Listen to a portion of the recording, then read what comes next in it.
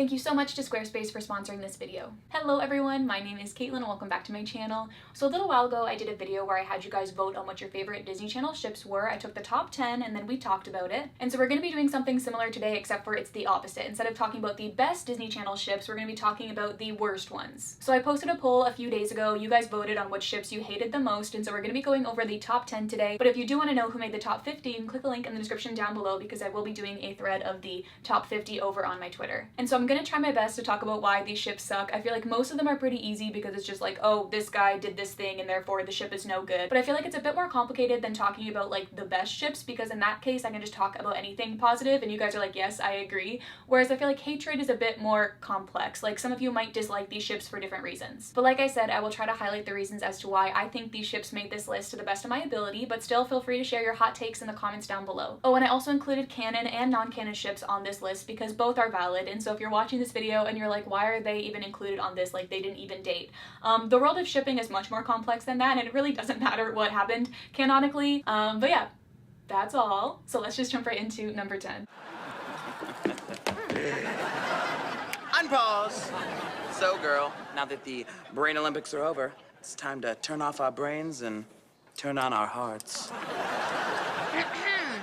Repause, Artichoke. You and me are as likely to happen as cold fusion. So you're saying it's theoretically possible? It is so on. So at number 10 we have Liv and Artie from Liv and Maddie, and this is one that I definitely did not expect to make it into the top 10, but I'm very glad it did because it makes me feel extremely validated. For those of you who might not remember, or if you've never seen Liv and Maddie, basically Liv is one of our main characters, obviously, and then Artie is this guy from school who is super annoying. He's the nemesis to Liv's brother Joey, and he has a crush on Liv, which he's made very clear from the start. And it would have been fine if he was respectful about his crush, but he wasn't. He was super annoying and persistent about it, even though she told him numerous times that she did not reciprocate his feelings. Basically, every time they interacted, he would flirt with her, and it just makes it even worse that he is Diggy's brother, or maybe that explains his behavior a little bit, but still, I just never cared for Liv and Artie. And I remember back when Cali Style was airing and I was making a lot of videos about it and interacting with the creators of the show on Twitter, and I distinctively remember one of them tweeting this poll that was like, who should Liv end up with, Holden or Artie? And then obviously Holden won by a landslide, but both of the creators were like, Team Artie for life, Artie deserves better. And there was a moment where I was like genuinely concerned that Liv and Artie were gonna be endgame, which just baffled me as to like if we were even talking about the same show, but maybe they were just joking because I honestly feel like Artie has never even been in the running as far as Liv is concerned. Like she's never shown an ounce of interest in him, at least romantic wise. So I feel like those are probably the main reasons as to why so many people voted for Liv and Artie, but I'm sure part of it has to do with just everybody loving Liv and Holden together, and so it's just obvious that we would all not like Liv and Artie by comparison. But either way, I agree that they are not a good ship, and so I can see why they made the top 10. In case we never speak again, I like you, Ricky. I like your big brown eyes and your big round hair. Lily, look. Okay, I'm just saying, sometimes people deserve a second chance. So at number 9, we have Ricky and Lily from High School Musical, the musical, the series, and I'm just going to be completely transparent in the fact that no, I have not finished this show, and so I don't feel like I'm that qualified to talk about this, but nonetheless, here is my take on these two. So for those of you who don't know already, I'm a big fan of Disney Channel telenovelas, and so a common trope in those series is that they'll introduce a new character for a couple episodes whose only main role is to like cause drama for the main couple. And so I feel like that's probably what Lily's purpose was on the show as well, but then it gets more complicated when like the audience doesn't really care for the main ship on the show anymore either. Like I've seen a lot of people online be like, honestly, Ricky should be with Lily, and so that's probably why they're only number 9 on this list. But I also went and watched a couple scenes of them together for this video, and they're just so awkward. Like it just feels like Lily is trying so hard and Ricky is just there being dumb and oblivious. But yeah, I heard that if the show does get a 3rd season, that none of the original cast will be coming back, which is super weird because it looks like really only Olivia is the one that's over the show. So why they don't just write her character out of the show is beyond me, but either way, I doubt they would have tried to make Ricky and Lily a legit thing. Like she seemed like she was just there to cause some drama, and so this is definitely one of those ships that you're not meant to like, and so I can see why they made it on this list. Great job. 1 second. Great rehearsal. Everybody break. You know, Troy, I've always known you're special. And it's pretty obvious I'm special too. I think we were meant to sing together. Don't you?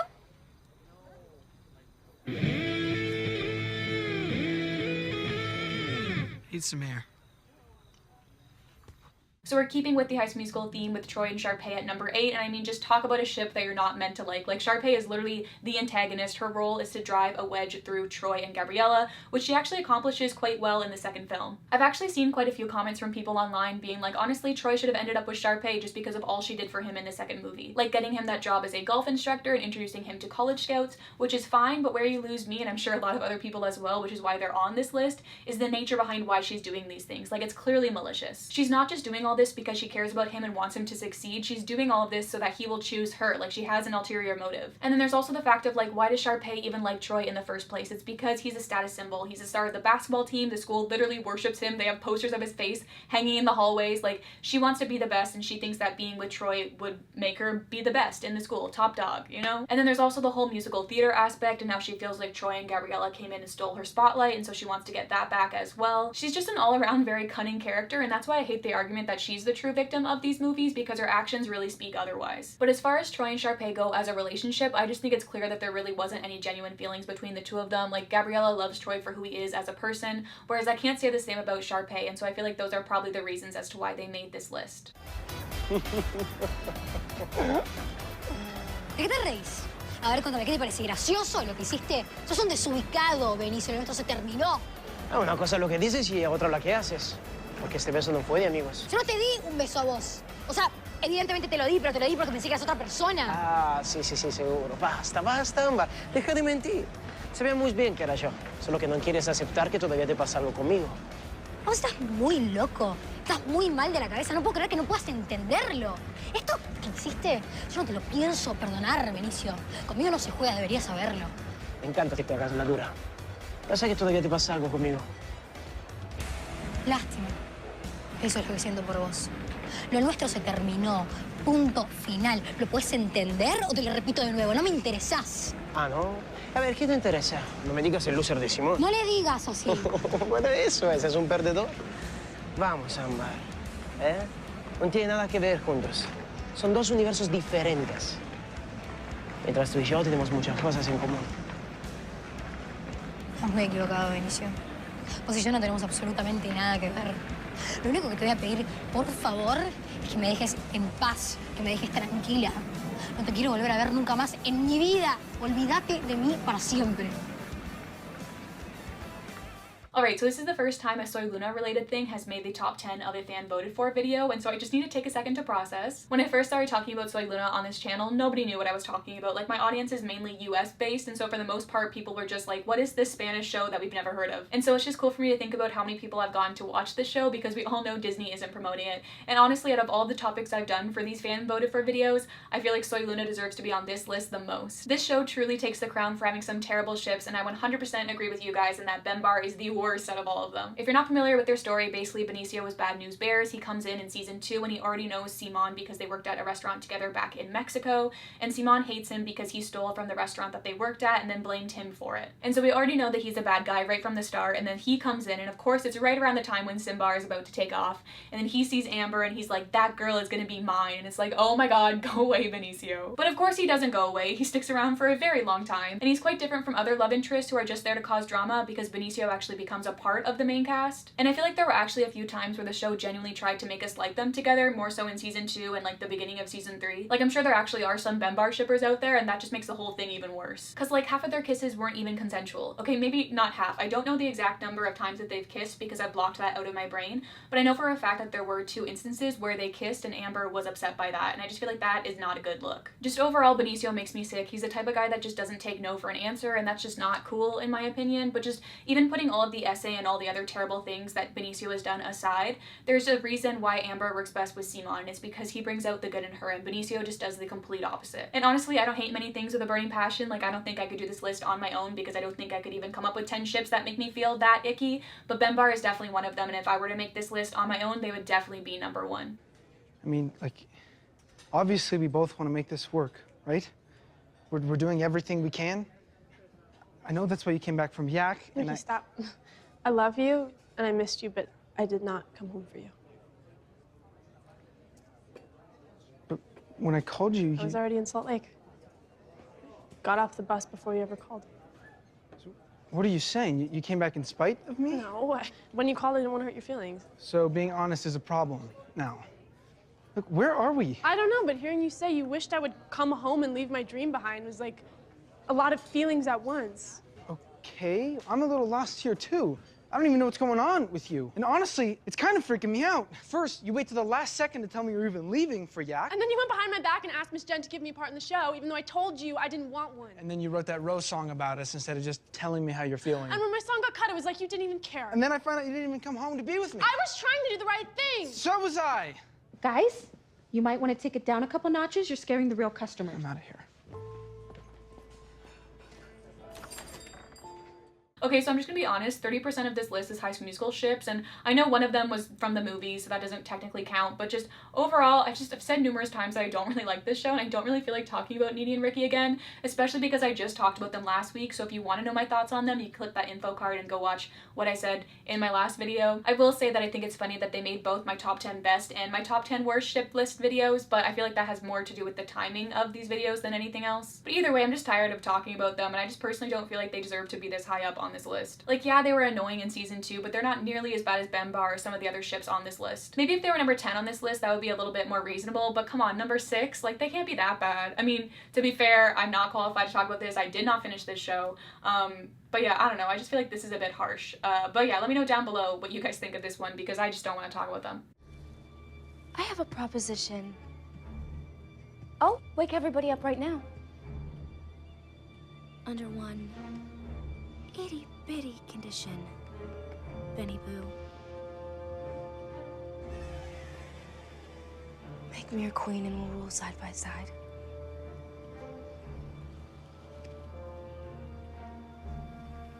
Did someone put a spell on you? You just tell me who and You what? Marry them? Most people get dumped because they aren't good enough. I wasn't bad enough. How do you like me now, Benny Boo? I like the old Audrey better.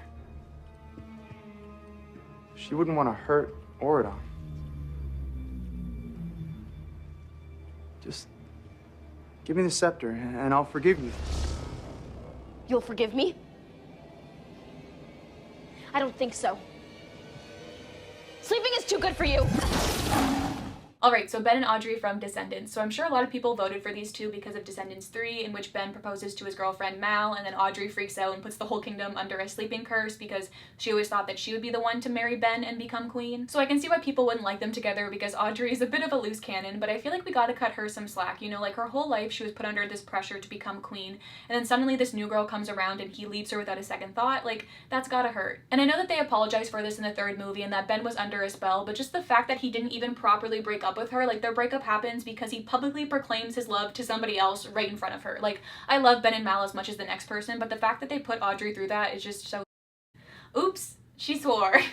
Also, to be fair, we didn't really see much of their relationship in these movies. In the 1st movie, they just kind of present Audrey as the evil girlfriend, and like, yeah, she does and says some things that aren't great, but she probably did them because she felt threatened by Mal. Not that I'm trying to excuse her behavior or anything, I just feel like sometimes it's important to understand why people act the way that they do. And so overall, I feel like this is definitely another ship that we're not supposed to like, and so I'm not surprised that they made it on here, but I personally don't feel like they're one of the worst, and I feel like if we would have seen their origin story, then we probably would like them a lot more. And this might be a weird comparison, but it's almost like when your parents get divorced when you are so young that you can't even remember a time when they were together, and just thinking about them being together just feels wrong. Like, for me, my parents divorced when I was about 3, and so whenever my older siblings talk about like memories of them together when they were still together, I just have a hard time even like picturing these things as being legit things that happened, because in my mind these people do not like each other, and the fact that they did at one point is just weird to me. It just doesn't make sense. And so it's kind of like that with Ben and Audrey. Like, we only saw the bad of them, so it's hard to imagine the good. Anyways, that's my take on Ben and Audrey, so let's move on to number 4.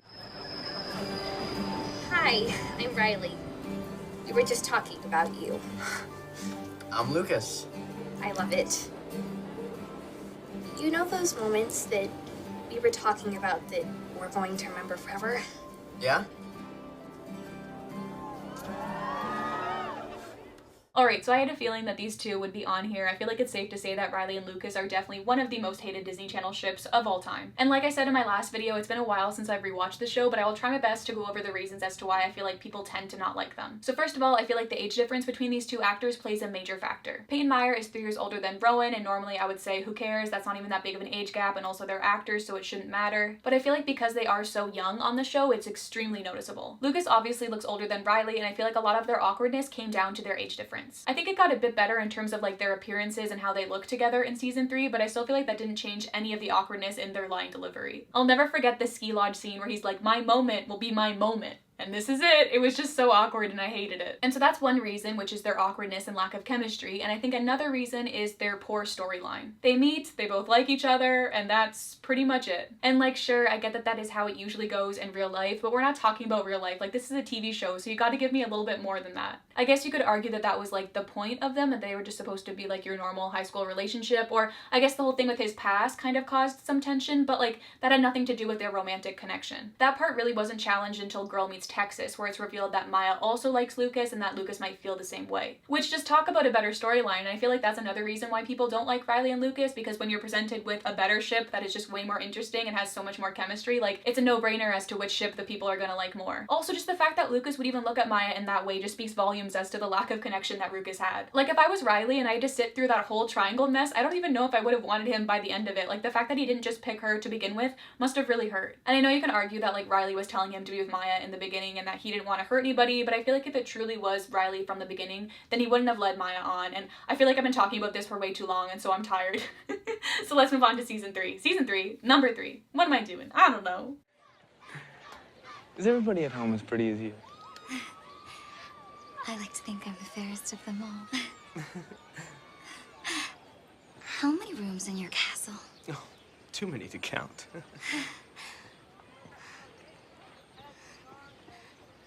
You really nailed that chemistry problem today. You're gonna have all the nerds in love with you. I'm not that smart. Oh, come on. No, really, I'm not. But I'm really good at sewing and cooking and cleaning. You know, like your mother, Cinderella, without the ratty dress. See this? If I ask it where something is, it tells me. Are you kidding me? No. Where's my cell phone? It won't work for you, silly. No biggie. My dad will just give me a new one. Prince Charming. And Cinderella. Fairy godmother. Hey, I heard her wand is in some boring museum. Do they always leave it there? I'd really like to talk, but... I'm just swamped. Unless... If you could knock all my homework out along with yours, then maybe we could get together sometime. Hey. Okay. Thanks, babe. Yeah. Alright, so next we have Evie and Chad, and I feel like this is another one that you're not supposed to like, and so it should be pretty easy for me to talk about why they suck. Basically, in the first movie, Evie is coming to Oregon with this ultimatum from her mom to marry a prince, and so pretty much any guy she comes across who is also a prince, she is immediately interested in. So when she meets Ben for the first time, she's smitten by him, and then when she meets Chad in science class, she immediately asks Doug if he's anywhere in line for a throne. So I feel like people are often quick to say that Chad was the one in the wrong, which he was, but I also think it's important to note that Evie didn't really have true intentions either. And then Chad sees that Evie is really smart, and so he asks her out, but he's just using her to do his homework for him, and then he kisses Audrey right in front of her, and so that sucked. But then that was basically the end of their story. Like, they were very short-lived, and for a good reason, because they really weren't the right match for one another, but at the end, you know, they did find the right people. Audrey and Doug. I don't really know if Audrey is the right one for Chad, but according to Chad, she is, so let's just go with that. Spencer, what are you doing here? Can I come in? I don't think that would be a good idea. Look, I need to talk to you. There's nothing to say. Yes, there is. I want you to know how sorry I am about what happened. I made a huge mistake. Hanging out with Skylar was the stupidest thing I've ever done. Teddy, you're the one I want to be with. Spencer, Look, I know I don't deserve it, but is there any way you can forgive me? We can just start over? No, I can't. I just don't think I can trust you. I'm sorry.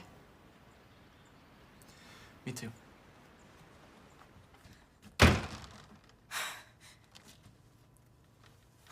Okay, so I'm sure to nobody's surprise, we have Teddy and Spencer at number 2. And this is another one that has a pretty obvious reason as to why everyone hates them, and I've talked about it quite a lot on my channel, so I feel a little bit like a broken record. But nonetheless, in season 1, Teddy and Spencer were dating, and then Teddy saw him with the girl at the mall, and then she was like, who was that girl? And he's like, oh, that's just my cousin. But then we later find out that that was not just his cousin and that he was cheating on her. And so Teddy and Spencer break up, Teddy is brokenhearted, but then that all led us to the iconic Spencer Walsh is a two-time in pig video. And I honestly feel like that would have been the end of Teddy and Spencer if it wasn't for the actors dating in real life. I don't think the creators were thinking ahead with this character and what all of this would mean for their relationship in the future, because I think that it was originally just supposed to be a one-off plotline and that Spencer wasn't supposed to come back. But alas, he did, and I honestly feel like I could have given his character a chance if he didn't suck so much. Like, he was just super self-centered and never put Teddy and her feelings first, and I just honestly feel like she deserved so much better. And so I'm sure those reasons play a factor as to why people don't like them, but I feel like the main one's gotta be the cheating thing, because they really put Teddy through it in that episode, and then to have him be the one that she ends up with just seems so weird to me, and so I'm sure that that's the case for a lot of you guys as well.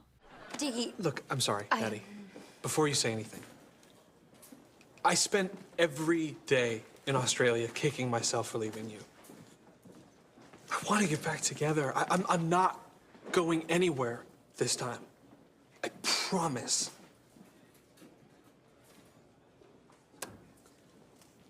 Diggy, I'm seeing somebody else. And I really like him a lot. And you and I both agreed that if the universe wanted us to get back together, it would let us know. I'm sorry. All right, let's do this. Woo! Hey, I'm Josh. Diggy. Yeah, I know.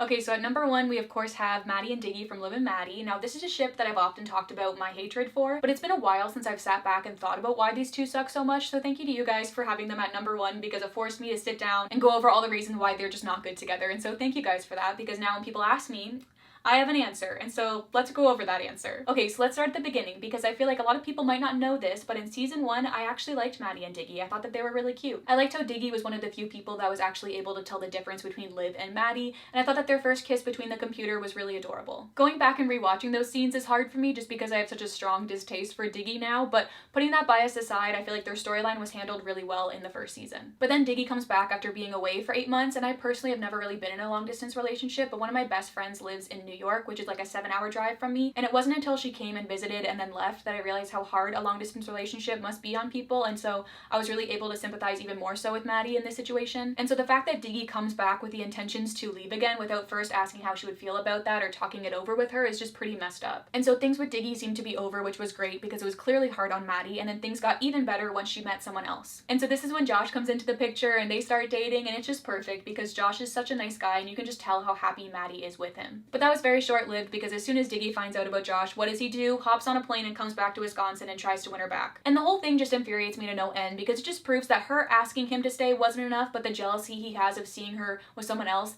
is, and I just feel like that just speaks volumes as to the type of person he is, and I don't like him. In case you guys didn't know by now, I do not like Diggy. So that's Maddie and Diggy. That's why I don't like them, and I assume that's probably why you guys don't like them either. I mean, I feel like a big reason is just the fact that Maddie and Josh is so much better, and so in comparison, you're like, Maddie and Diggy, trash, Maddie and Josh, good, which I don't blame you for. That's also a very good reason. But yeah, that is all. But you might be thinking to yourself, wow, I'm so sad that this video is over. Don't be sad, because it's not over. We still have a sponsorship, so let's talk about that for a sec. This video is sponsored by Squarespace. Squarespace is an online platform that gives you a powerful and beautiful spot to create your very own website. With Squarespace, you're able to create a website that not only connects you with your audience, but also gives you the opportunity to generate revenue through gated members-only content as well. You're also able to manage your members, send email communications, and leverage your audience insights all on one easy, user-friendly platform. What's also great about Squarespace is that it has has a fully integrated commenting system that supports threaded comments, replies, and likes. Not to mention, you're also able to connect your website to your favorite social media channels, so you can have your social posts go up on your website, or you can have your website content be automatically shared onto your socials. It's also a great platform if you're thinking about launching an online store, as they have these new third-party tools called Squarespace extensions that can help you manage your inventory, promote products, streamline bookkeeping, and so much more to help you get your items shipped across the globe. So if you want to check out Squarespace, you can go to squarespace.com for a free trial, and then when you're ready to launch, go to squarespace.com/CaitlinMCK for 10% off your first purchase of a website or a domain. Thank you so much to Squarespace for sponsoring this video once again, and thank you to you guys for checking them out, as it does really help out the channel a lot. So yeah, that's the video. I hope you guys enjoyed and that it wasn't too ranty. You guys know me, I get a bit passionate when we're talking about ships. But I am curious to know if you guys feel like these results properly represented the Cater Tot community. So let me know in the comments down below. I can't wait to read all about it. Anyways, Cater Tots, that is Lifesaver today. Hope you'll have a wonderful day, and I'll talk to you very, very soon. Los sueños siempre dicen la verdad.